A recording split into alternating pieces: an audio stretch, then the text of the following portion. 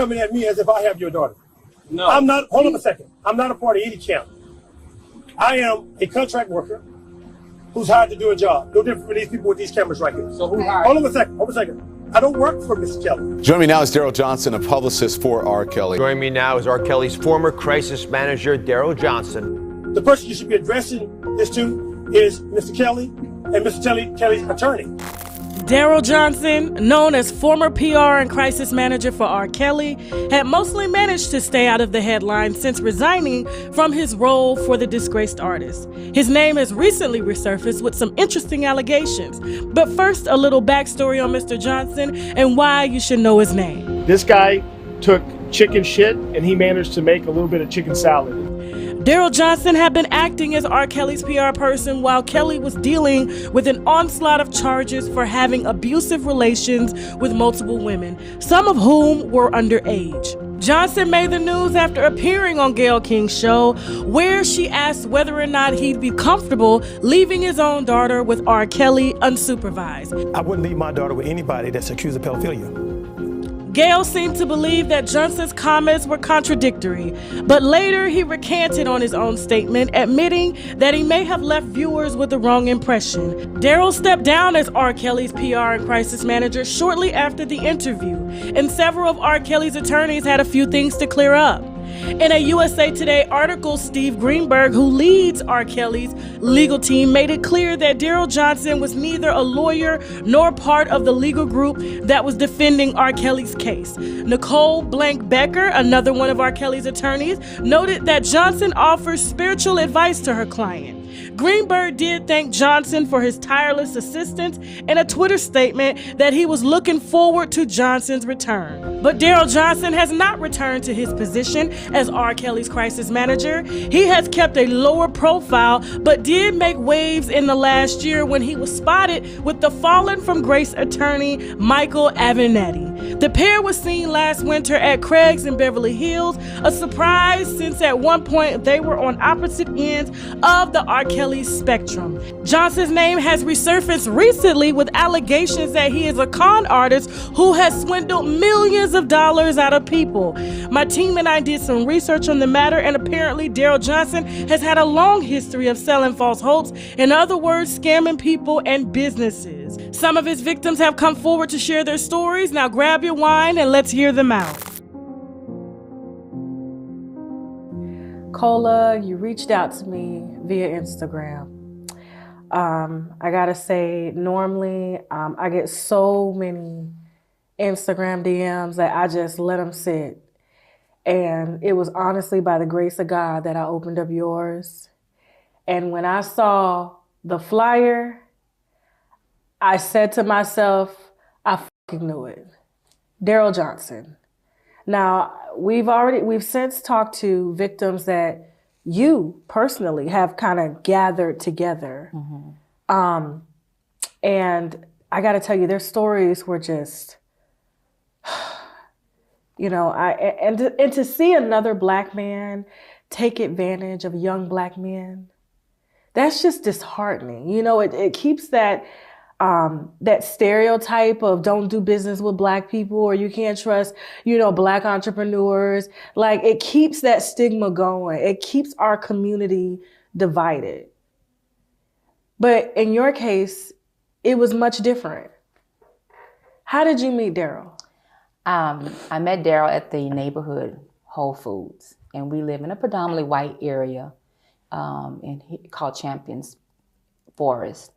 And so we were there, and because I saw someone that looked like me when he spoke to me, it was like, oh, okay, hi, So he spoke to me in the Whole Foods, and he introduced himself, and we began to have conversation. I introduced myself, and he looked very familiar.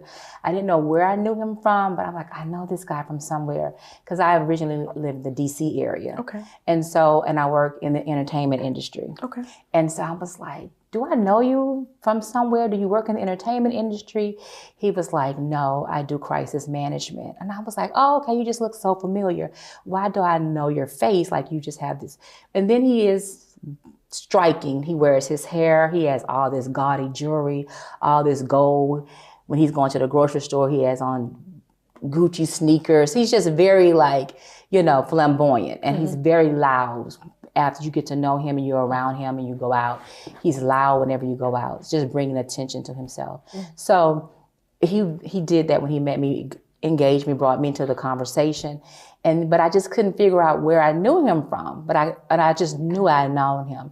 And after he said, well, I do crisis management and I work with high profile clients. And I said, oh, okay. And so then he said, I work for Bob Kraft. And I didn't know who Bob Kraft was because I'm not into sports. And then he said, I'm currently working with Felicity Huffman.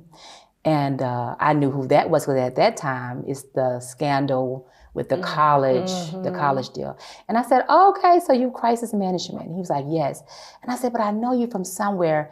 And he says, well, I don't work a lot with Black people because they don't like to pay their bills. So I don't have a lot of Black clients. I said, oh, okay. He said, but my only Black client was R.Kelly. The nerve of him. And I said, oh my God. I said, you're that guy, that did to R.Kelly. I said, I knew you from somewhere. I said, that's how I know you. And that's how the conversation came up. So he initially makes it seem like he's not into using the R.Kelly thing, but he always brings it back to R.Kelly. In some conversations that I've been out with him at a meeting, like at the restaurant where he's asked me to come meet him to bring him some funds or something, to pay him for a filing fee or something, he always tells the people, look at her, do you know me? It's really weird. So that's how I met him at the grocery store. And the thing about it, that morning before I went to the Whole Foods, I had been in prayer. My mom came to Houston. She went into MD Anderson, which is renowned for cancer. And you go anywhere in the world, you say MD Anderson, they're like, yes, you know what I'm saying? It's a renowned medical institute for cancer. So she came here from DC and she had to have a blood transfusion. And she went into the emergency room for a blood transfusion and never made it home. They gave her an accidental overdose of IV contrast and she died within 9 days. Oh my God. And so it was just devastating. And the hospital admitted to it. They brought us in, they apologized, they offered to say we would refund you some of the money for like the IV. We want to do a study in your mom's name, all of these different things. And they admitted and they said, so my brother was like, so what do we do with this information? So we didn't know what to do, but we just knew they had admitted to it and they had apologized. So we needed to get legal counsel. But at the time, I was so overwhelmed because my mom transitioned in July. They brought us in August. And I was just so stressed out. I didn't want to deal with lawyers or anything because I'm just overwhelmed. You were grieving. I was grieving. Yeah. I'm my mom's only daughter. We were very close. Oh.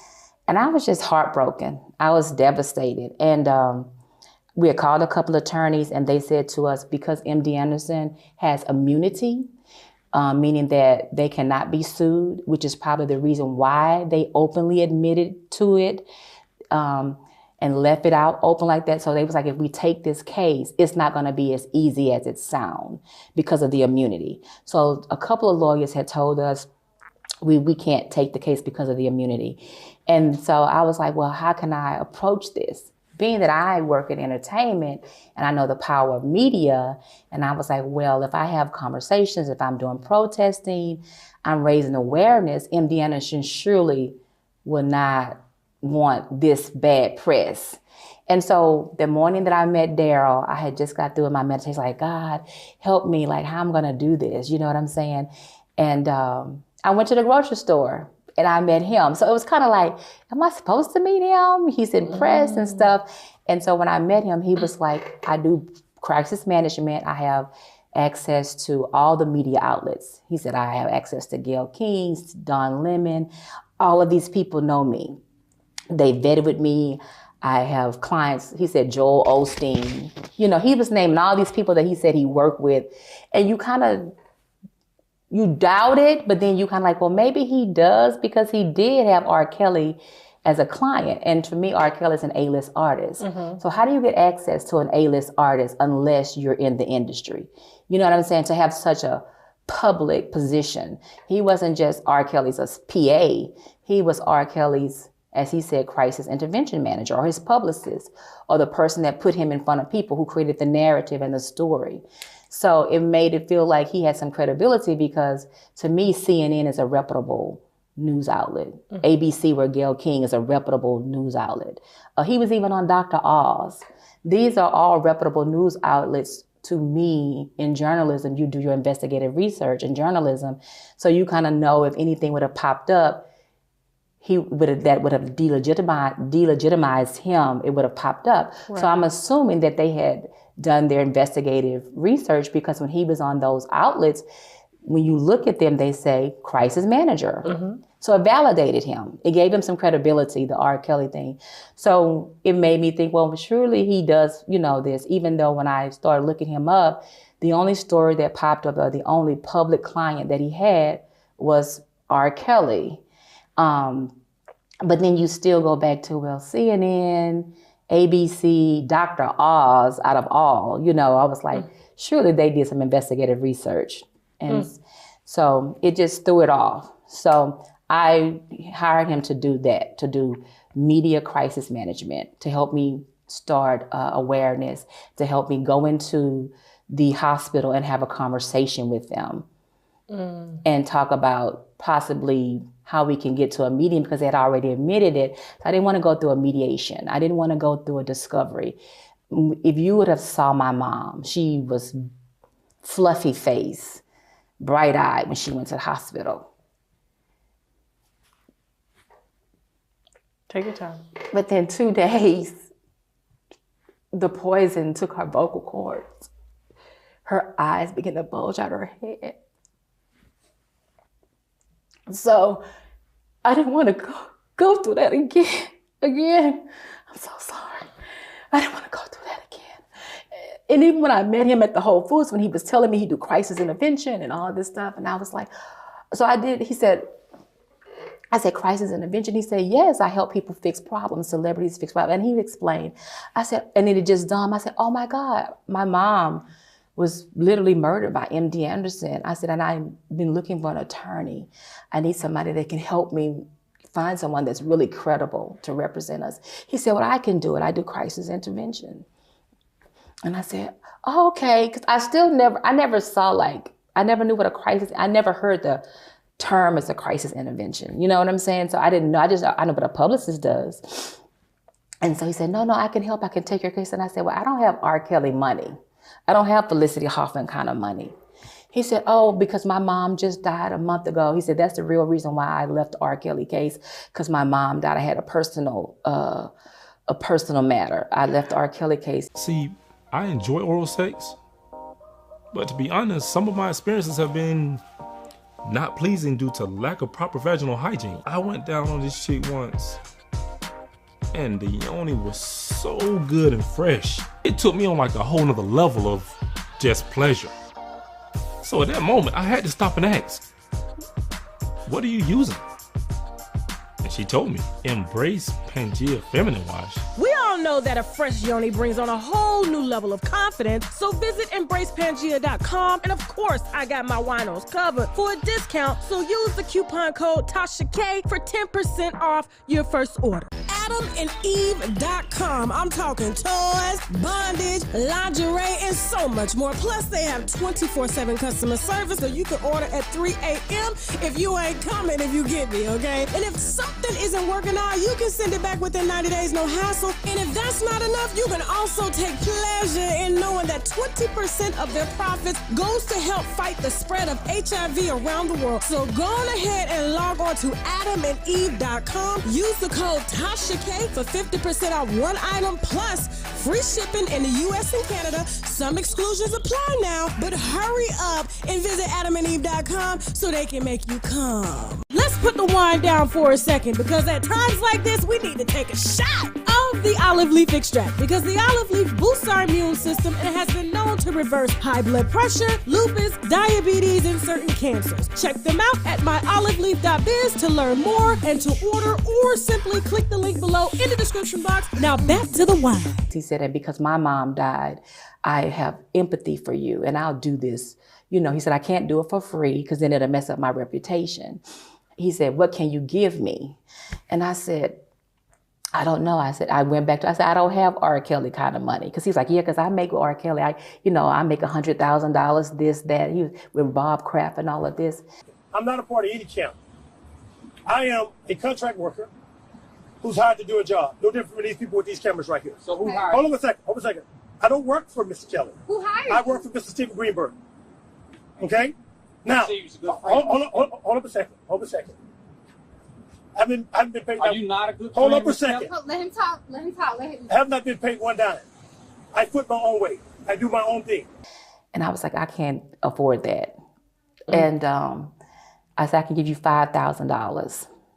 He said, that's fine. Let's go to the bank and do it right now. I said, okay, I need a contract. He said, I can have my people give you a contract by the time we get to the bank. He said, because this is very raw. You need to, and just how when we were talking about, I just got through crying in the store. I'm like, oh, Lord, I'm so sorry. I'm like, I apologize. I'm sorry.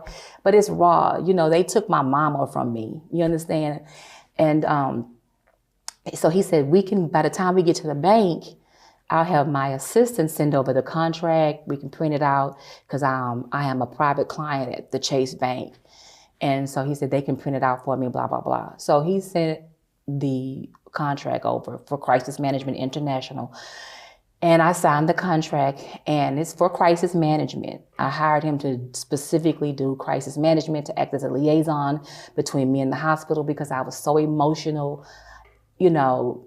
We had a couple of instances at the hospital when I was advocating for my mom that I got very emotional with the doctors. And so my family was like, because I was the voice for my mom, the advocate and liaison, they didn't want me necessarily being irate in these meetings. So to have someone to buffer that until we found an attorney that would take the case, it worked, you know what I mean? So we went to the Chase. I did a cashier's check. And I remember him saying, don't put crisis, even though he had the contract, he got the printout. But when you do a cashier's check, you can write what it's for. Right. He followed me over to the window. He said, don't put crisis management right there. Just put my name. And I said, oh, okay. I'm not thinking. You understand? I'm still not thinking con. But that was the first red flag. How much did you get the cashier's check for? The $5,000. Okay. But then within 24 hours, he called because after, you start having conversation and he said he's, talking about my mom and the whole situation. And he started asking questions like, did your mom have a will? Different things. Because he's like, I'm getting to know you type of thing. That's how he played it. Like, I'm getting to know you. And you can trust me, and because I'm going to be representing you, I'm going to be working for you. He said, I'm going to always be on time. I'm going to always give you all your notes from the meetings. I'm going to copy you on all the emails. Anything I do for you, you will always have a copy of it. I'll send all your letters certified.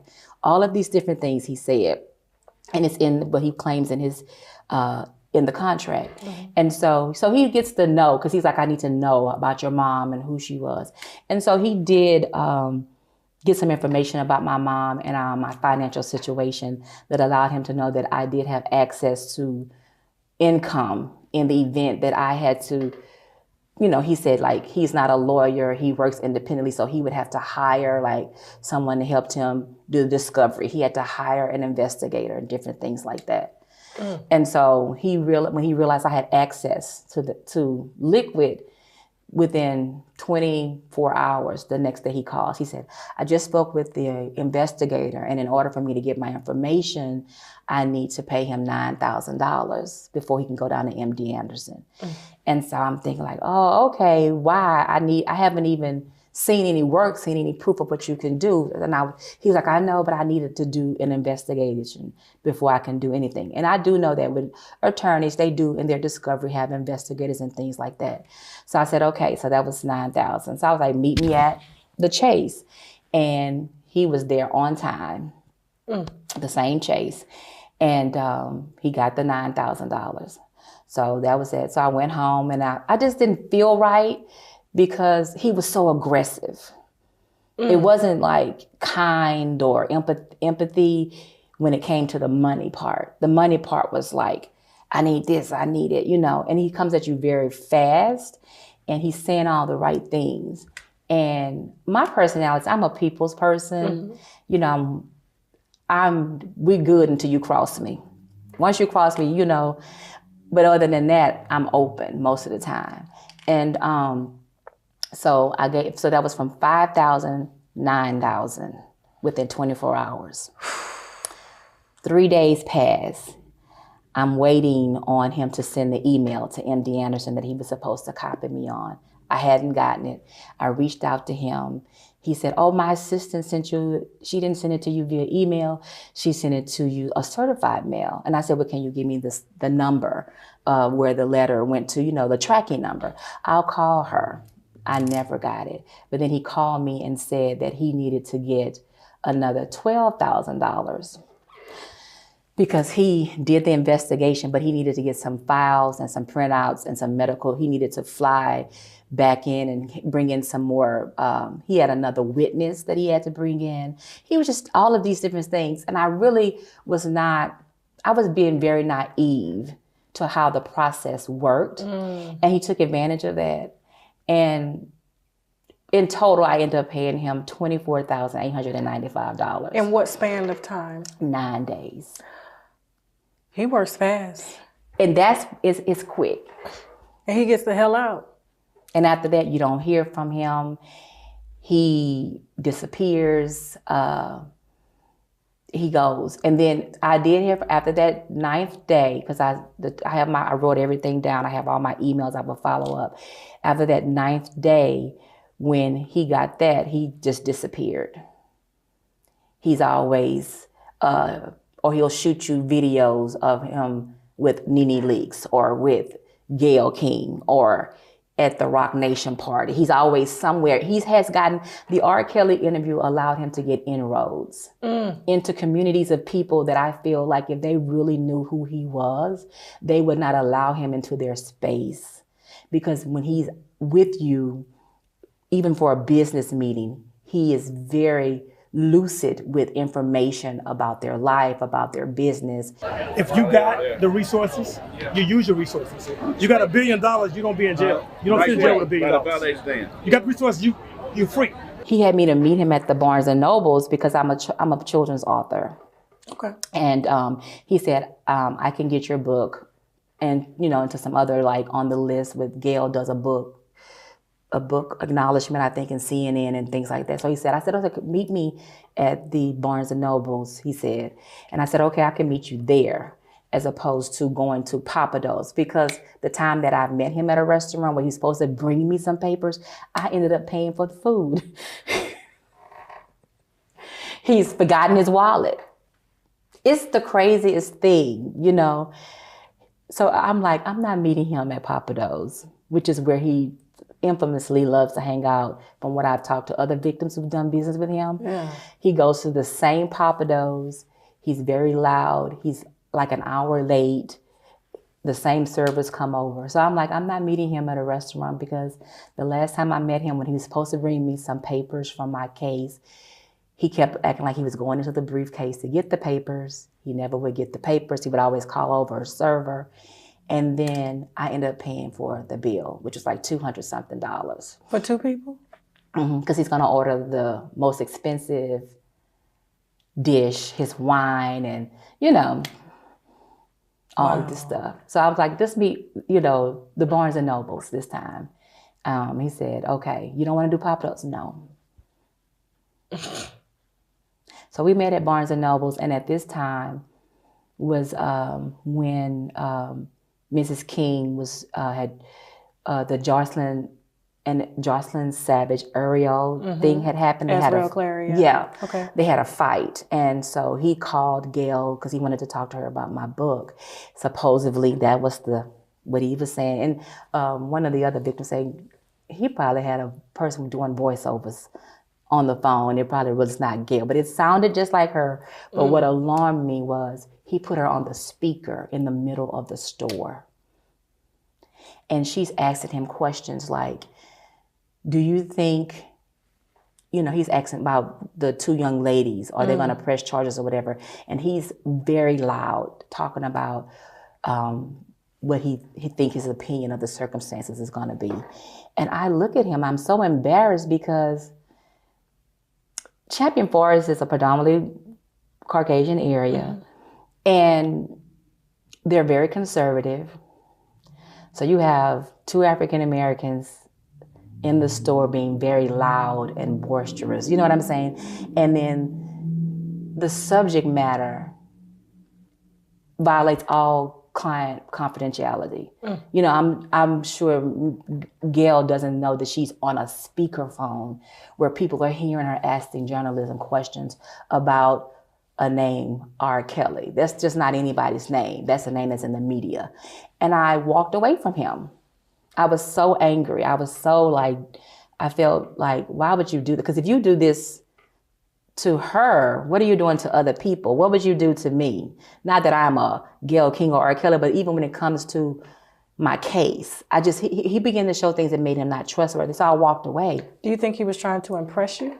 He was trying to impress. He was trying to impress. He did, I felt, yes, that was definitely to impress, but it was still a violation. It just didn't feel right. Tacky. The intention.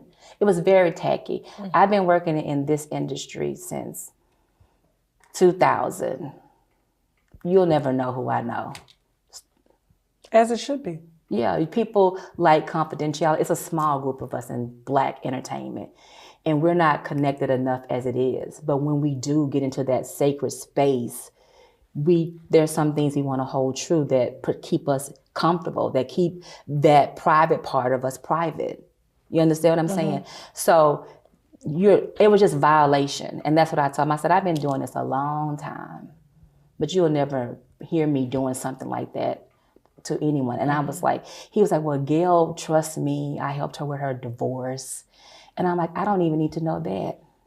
That was very uncouth, very unprofessional, and it was a violation. And so after that, I started noticing other things when we would, I only met him out like 3 other times, because what I was going to say, he asked me to come out and meet with him because he wanted to get me to invest $50,000 in addition to the 24, but this was supposed to be for a business investment. And he asked me to meet him again. This is right after he had met with Michael Avenatti. We have reached common ground. We have reached common ground. We're going to break some bread here, make up. We've been long life friends anyway. All right, we've been all right. We've been all right. And it was on too fast because he made it his point to show me that day. Did you see that I'm in LA doing, he brings it up, but he did the Michael Avenatti. I was like, oh, that's nice, because I'm not easily impressed by that. Where are my files? When did you meet with MD Anderson? Where is this Tasha, I never got anything. Nothing. Only one time he had a message where he had supposedly met one of the doctors, and that was the most shadiest thing. He met one of the doctors and he recorded the doctor's call on his phone in front of the hospital. And I said, why would you meet with the oncologist who was over my mom's case in front of the hospital? I said, I don't know if I trust you. If MD Anderson was to write me a check for a settlement, how do I know you're not going to steal my money?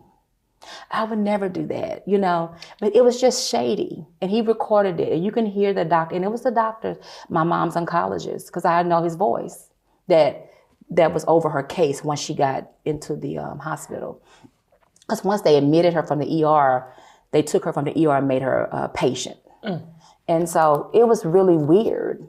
It was just really weird. So I'm like, and I went home and I told my husband, I said, maybe he can pay the doctors off. And I had not signed any type of documentation that would allow him to cash checks in my name, but I did give him power of attorney. Oh, because shit. Yes, he did have power of attorney to go meet with the hospital on my behalf, because he said, I need, I'm gonna be meeting and advocating. Sometimes you don't have to come.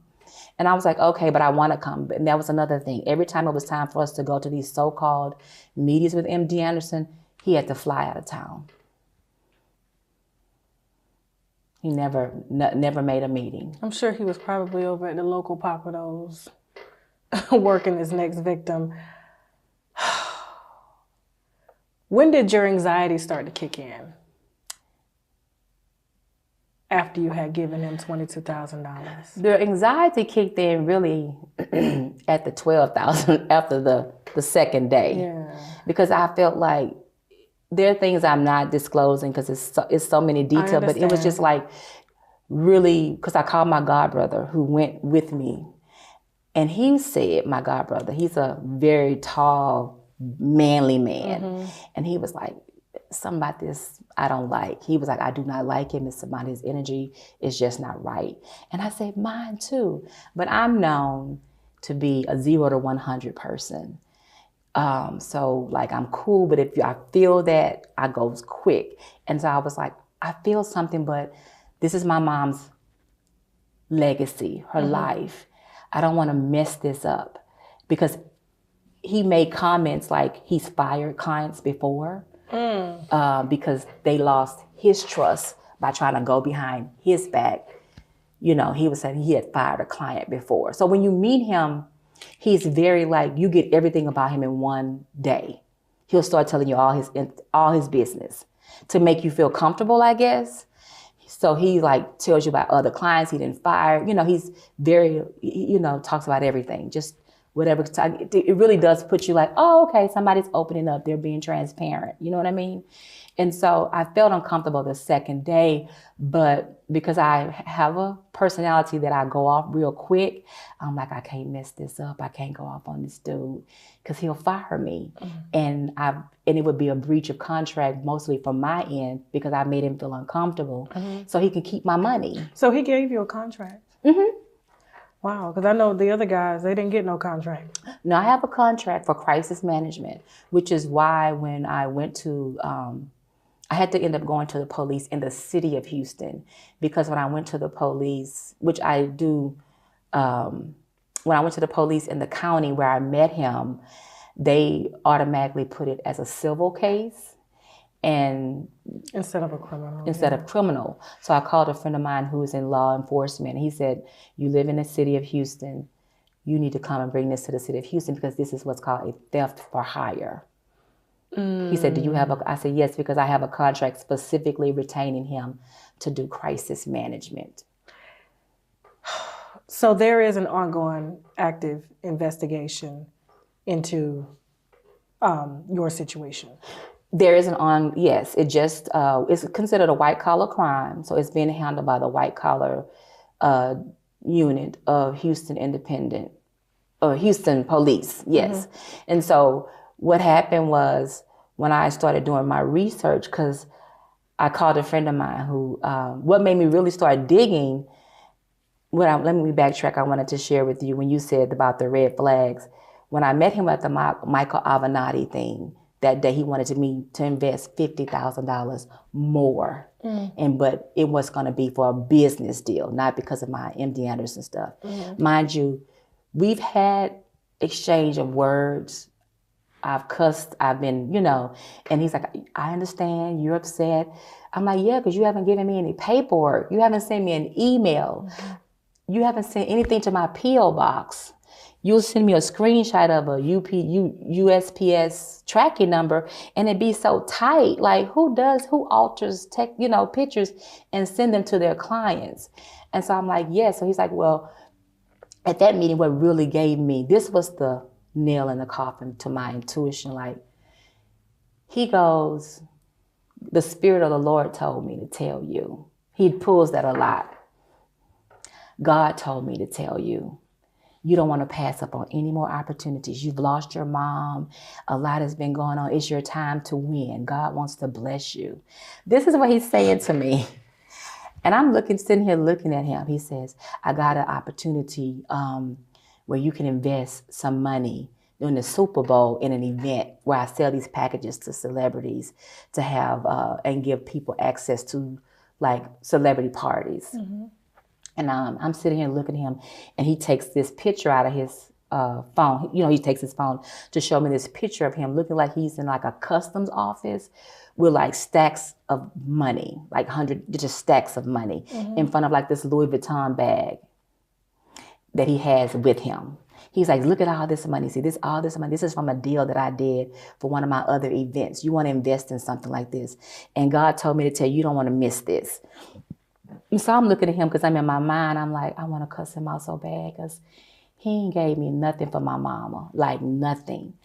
And he says, and this picture is me because see here, this is the same bag. And he takes the picture and go down. I'm like, who does this? Because he was trying to convince me to give him 50 grand. And he called supposedly Michael Avenatti's office on the phone, again, talking out loud. You know what I'm saying? Just being very flamboyant. And I'm sitting in here looking at him. He goes, and I said, I don't want to. I pass. He said, the Spirit told me you was going to say you pass. You always saying you passing on the deals that I'm bringing you. I said, because you've not done anything for me with my mom's case. And you're trying to get me to give you money for other things. I didn't hire you for real estate. I didn't hire you for the Super Bowl. I hired you to help me with bringing awareness of the negligence for my mom's death, you know? And he was like, just, you don't want to take advantage of this opportunity. And I said, no. He leans back in his chair. He was pissed. He leans, because he gets very aggressive when you say no about your money. And he leans back in his chair and he says, give me your sunglasses. I said, what? I had on some nice frames. He said, give me them sunglasses. Because to me, it felt kind of like, oh, you're not going to give me this $50,000, but you're not going to walk out of here and not give me anything. And I said, my sunglasses? He said, yeah, let me see them. And I, let him put them on. And he didn't give them back? I went home, I was like, that's it. Did his mom actually die? I don't know. When I told the other gentlemen who had been victimized by him that he would send me pictures of his dad saying he was at the hospital and then his dad went on life support and that's why he couldn't show up for the meeting that was supposed to be after an MD Anderson meeting. One of the guys said, well, his mom and dad had been on life support for 5 years. I said, and they brought out pictures where he sent them or the dad or the mom. Literally, it's the most gross thing. Like he's showing pictures of somebody's mama and daddy with IV tubes and everything. You resigned from R.Kelly's team, Right. citing personal reasons. Right. Well, we never really heard what happened. Did R.Kelly fire you? Okay, so let me tell you what happened. My mother had a massive stroke. Now, he has a family. Mm-hmm. Were you able to contact his wife? Ooh, what happened?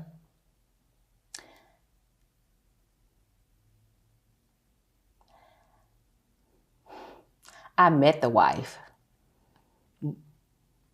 Because see, when you give him the cashier's check, he asks you to meet him. So I don't know if they had been having, he said she had a tracker on his phone. So he met me at there's a Starbucks right by their home. This is so deep. He told me he lived in a gated community in our neighborhood. In your neighborhood? In our little area. Okay. I don't live in a gated community, okay, but next to my neighborhood is a gated community. Okay. He told me he lived in that particular gated community. This was the third time. So we met in a total, to get the $24,000, we met a total of 4 times. Okay. And he told me to meet him at the grocery store across the street from the gated community that he lived. This was for Thanksgiving. And I'd had some, like you're getting these red flags because he's inconsistent in his messaging. He doesn't return your text messages. Even within those 9 days, he was prompt, but it was just, he'll send you a text with all these misspelled words. You know what I'm saying? Like, it's kind of like, and so I told him, I said, before you send out something, please make sure I see so I can edit it. Because you have, so we met at the HEB across the street from the gated community. And because I was uneasy about it, and my husband was not happy that I was giving him more money because it was supposed to be a $5,000 pro bono type of thing. And now you've already given him 5, even gave him 12. Now you want something else and you can't explain why. And it's so fast, so you can't even prove that you're worthy of this because of the work that you've done. Mm-hmm. But for me, I just want somebody to go in and advocate. And what he's saying is, I've spoken to the hospital, I'm doing this, I'm doing that. Even within, he was like, they know your mom's name, your mom's case is very on the top radar. But what I was gonna tell you was so alarming is, I didn't feel comfortable, so I was like, I'm gonna follow him, see where he really lived. He drove into that neighborhood. He stopped at the gate and drove in. And I said, oh, okay. Went told my husband, I was like, maybe he do live there, He drove to the neighborhood. When I started doing my my own personal investigation, he doesn't live in that neighborhood. He literally lives in a home 3 blocks from where I live, and that I ride my bicycle by, was riding by every day. Oh, wow. And when I went to the guard, the guard was like, ma'am, this man does not live here. He has never lived here. He said, there are only 2 African-American families in this community. I would have known. He said, I've been working here for 6 years. He does not live here. So the only way that I found where he lives is when I paid to have a private investigator? Yes, okay. I paid to have it. He lives in this, 3 blocks away from my house. But his wife came to the Starbucks when he asked me to bring him this last final payment. Mm-hmm. She pulls up. She comes inside in the Starbucks, and he looks, and I'm like, "What's?" Because I was on this side, he was on this side, and the door was like there. And she approaches the table, and that's how he was like, "Oh, this is my wife. This is the client I was telling you about from MD Anderson." And I'm like, "Oh my God, like." This should be so embarrassing. So I met the wife. How was her demeanor? What did she say to you? She seems very broken. Because apparently she followed him there, or he said she had a tracker on his phone. So, there must be some mistrust there.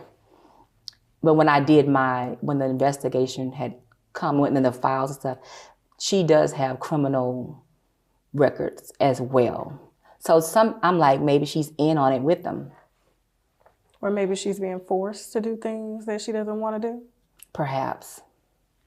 So there's no money trail back to him? I don't know. But I saw when I looked at the report that was given, that she has like a record for like fraudulent checks. I'm sure that, that's all her husband, but especially if you say that he's aggressive and, he overtalks you and, he's a fast talker. AdamandEve.com. I'm talking toys, bondage, lingerie, and so much more. Plus, they have 24/7 customer service, so you can order at 3 a.m. if you ain't coming, if you get me, okay? And if something isn't working out, you can send it back within 90 days, no hassle. And if that's not enough, you can also take pleasure in knowing that 20% of their profits goes to help fight the spread of HIV around the world. So go on ahead and log on to AdamandEve.com. Use the code TASHAK for 50% off one item plus free shipping in the U.S. and Canada. Some exclusions apply now, but hurry up and visit AdamandEve.com so they can make you come. See, I enjoy oral sex, but to be honest, some of my experiences have been not pleasing due to lack of proper vaginal hygiene. I went down on this chick once, and the yoni was so good and fresh. It took me on like a whole nother level of just pleasure. So at that moment, I had to stop and ask, what are you using? And she told me, embrace Pangea Feminine Wash. We all know that a fresh yoni brings on a whole new level of confidence, so visit EmbracePangea.com, and of course, I got my winos covered for a discount, so use the coupon code TASHAK for 10% off your first order. Let's put the wine down for a second, because at times like this, we need to take a shot of the olive leaf extract, because the olive leaf boosts our immune system and has been known to reverse high blood pressure, lupus, diabetes, and certain cancers. Check them out at myoliveleaf.biz to learn more and to order, or simply click the link below in the description box. Now back to the wine. So what's next? Because this recently just happened. Where do you see this going? The principal, he needs to be arrested, and he needs to serve time, because he's stealing money. And as I shared with the police officer that I did the civil case with, we're African American young professionals. Who has $24,000 just sitting in their bank account to give somebody and not feel it? That's what I said to Richard. I said, you were 27 years old with 40,000? He was like, yeah. And if I would have given him more, I would have been, you know, that's when I started calling, and I've spoken to other La Colonia restaurant in Atlanta, La Colonia restaurant in Houston. He owes them $20-something thousand. When the lawyer said that, you know, when they do their research, and all the lawyers that have done because when you have a judgment, you can hire an investigator to see where the assets are. There's nothing. As I began to do my research, one day I was out, because, you know, like when you open up, the universe just people just start coming. So I was out at the grocery store in our neighborhood, and this white Mercedes, one of the coupes passed. Those are, you know, and there was a guy in there with his hair up, like Darrell where he is, but the windows were really dark. And it had a new car tag on the back. So I'm on the phone, and I tell my girlfriend, I said, I know this dude. I said, I think I just see Darrell. I know this dude, though, didn't take my money or somebody's money and go buy a new car.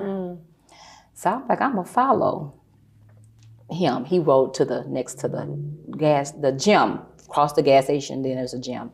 He rode to the gym, which is right behind the bank where Darrell had me to meet him. And he said, while he was standing up there, we were standing outside of the bank, he was telling my brother, yeah, I go where I work out in the gym. Sometimes I go to the Y, and most of the time I come here. He said, I come to this gym because when I'm at the Y, everybody wants my autograph because they know I've been on Gayle King and Dr. Oz. So I come here because these people are more serious. They're not looking, at me as a celebrity or whatever. And so my brother's sitting there looking at him like, okay. So when I pull up at the gym where the guy parked, I pull up behind the guy's car. Because like I said, my personality is 0 to 100. It's like, so I pull up on him, and the guy like lets his window down. He's looking like, who the world? And pulled up on me like they the police and blocked me in my spot. So I got out the car and walked to the window. And the guy looks, but it wasn't there. I said, oh, so I'm so sorry. I said, you look like this another brother out here stealing money from black people. He was like, who? I said, he goes to this gym. I said, a guy named Darrell Jonhson. He said, he was like, hold on, let me call you right back. He hangs up the phone. He's all hyped, like, Darrell Jonhson, I know Darrell Jonhson. He gets out the car. He said, this is hilarious. He said, my partner not gonna believe this. He said, my partner and I own an exotic car company, and we lease exotic cars out to people. He said, and we leased Darrell his Rolls Royce, and we had to repossess it. He said, and when we went to repossess it, he became so irate because he said we was taking his car. He was like, no, this is a lease. And he started telling us that he couldn't pay his car note because his daddy was in the hospital. And he showed us these pictures of his daddy in the hospital. The same picture? I said, wait, it can't be the same pictures of the daddy. I went and got my phone. He said, you know, he's a guy, he's very manly and stuff. He thought, oh my God, this is it. You know, it's hilarious when you think of those things. He was like, that's the pictures he sent me that told me his dad why he couldn't make the car payment that day. But they ended up possessing the car. He was like, I'm so sorry, Cola, this happened to you. He did say because he's well-known, and this trainer is well-known in Houston. He said he would use some of his relationships to help me get, you know, the word out, because I've reached out to like KPRC Channel 2 News, where Darrell did an interview. I reached out to Fox News, where Darrell did an interview here in Houston, just to let them know, like, you're interviewing a felon who's saying he's representing someone who's committed a crime, but he's a felon himself. Because when I did my research, I found out he's a felon. He's been to jail. He has like 11 open cases that total in like $1 million. Wow. And that's not including... That wasn't including my case. And the others that I just in that Mr. Foy Richards case was in there. That wasn't including Michael's case or Otis's case. Okay. Some of it was the manager at one of the Papados where we meet. Darrell introduced him and said, "This is one of my clients, her mom, you know, situation at MD Anderson." The guy kept looking at me oddly. And he's like, "Oh, she's also a children's author." And he was like, "Oh, nice to meet you." Because when he goes into the restaurant, he literally sends for the managers. It's like he wants to create this air about himself, that he's important and that he has personal relationships with these people. And he does, but it's not in the light of kindness. So the manager who's honesty. Yes. The manager was like, very weirdly, he was like, "Oh, it's nice to meet you. Give me a call. I would like to buy some books for my grandchildren." And I said, "Oh, okay." So he goes in and gives me his card. I said, "I will give you a call," but I also told to Darrell, I said, "If it's not, you know, okay with you, I won't call him because I don't like to go outside of relationships. If someone introduced me to someone, I'm not that person that's gonna call behind their back to try to, you know, broker some kind of relationship or deal. You know what I'm saying? It just doesn't feel transparent." He's like, "Oh, no, you can call him." So long story short, I ended up calling the guy because the way the guy kept telling me, pressing for me to call him, it was just like, it was more like, "No, you need to call me." So I ended up calling and they said, "Well, I won't disclose his name," because he did ask to keep him, not to bring his name up publicly. They said he will be in, and they told me when he would be in. I said, "Okay, I'm gonna go there and see what he wanted," you know, because it didn't feel like just about the book. So when I go there and they said, you know, the lady was being a gatekeeper. She was like, "Well, we can't bring him out. What is it about?" I said, "He told me to come up because he wanted to purchase some books for his grandchildren." She said, "I've been working here for several years. None of us as managers have grandchildren." I said, "Are you sure?" And I said, "Well, but he told me, you know," and I gave the manager's name. She said, "Oh, okay." So they went and got him. When he came out, he said, "I've been waiting for you." He said, "Step in my office in the back." He said, "I'm so wanted to talk to you." He said, "What happened?" I said, "He stole $24,000. He said, "He's a con artist. He stole from 2 women at the gym that we go to. And right now he has an $86,000 car from one of my clients that he wrote hot checks to get."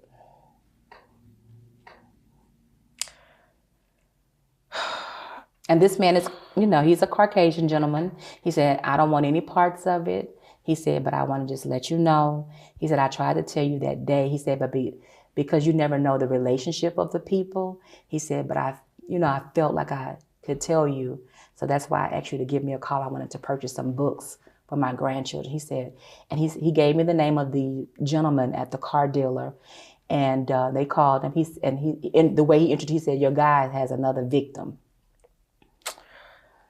And he said, "Guess what? He's taking money from her." So that was 3 of us. And those names are not in the name of those other people. And I did try to get that gentleman to come, but I guess it just doesn't.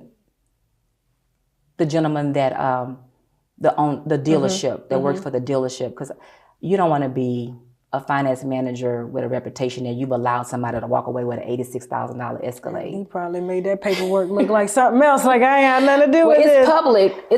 It's public. I'm sorry. Okay. It's public.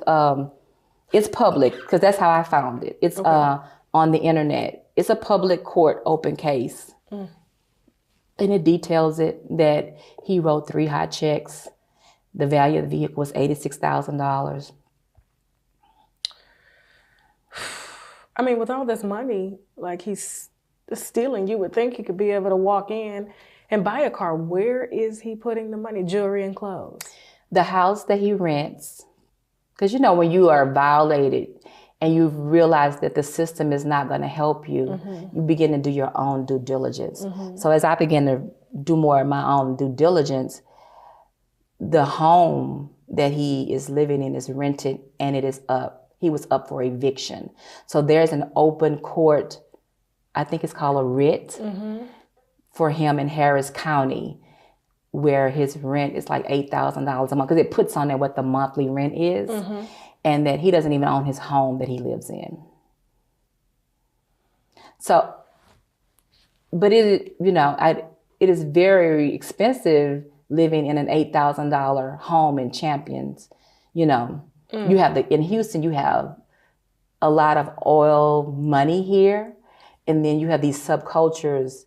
Not everybody's living in the Woodlands.